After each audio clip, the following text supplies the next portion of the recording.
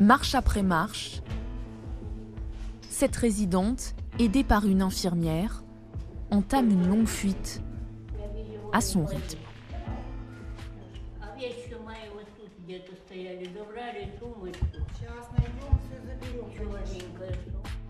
Après plus de 8 ans de guerre, ici à Toretsk, dans le Donbass, et alors que la ligne de front n'est désormais qu'à une dizaine de kilomètres, cette maison de retraite va bientôt fermer ses portes.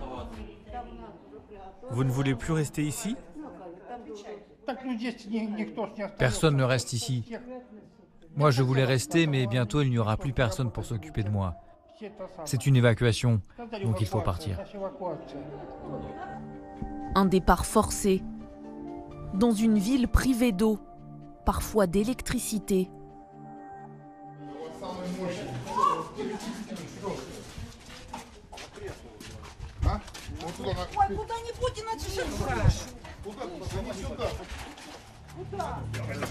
En tout, ce jour-là, 35 personnes sont évacuées, les derniers à être restés, les plus fragiles, les plus invalides.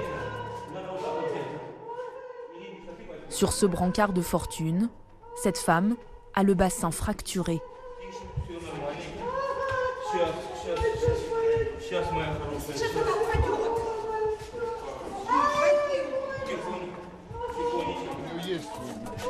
Chaque mouvement la fait atrocement souffrir. Pourtant, son périple ne fait que commencer. Plusieurs jours de voyage, loin du Donbass.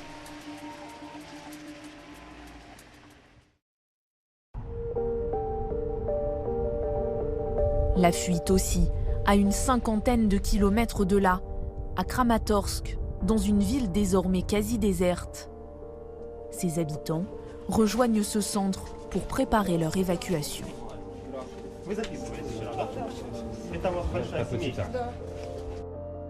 Neuf personnes, des adultes, mais aussi des enfants, qui depuis des semaines tiennent bon, enfermés dans leur maison.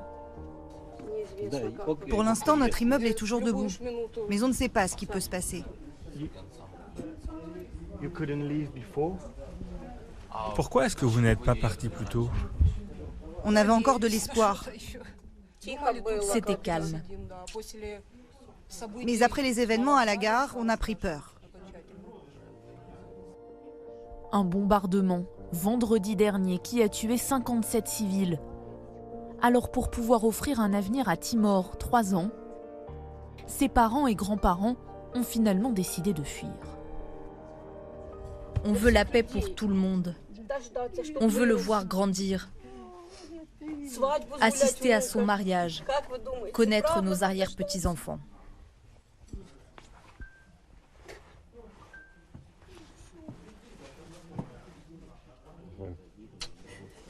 Allez maman, ça va aller.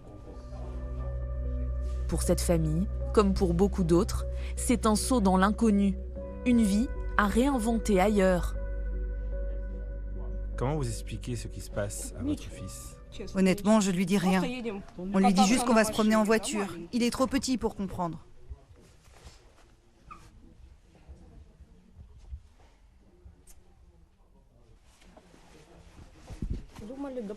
Jusqu'au bout, on pensait que ça allait rester calme ici. Même si elle part aujourd'hui, cette famille espère bien que ça ne sera que temporaire. Dans un premier temps, elle a prévu de s'éloigner plus à l'ouest, à Dnipro.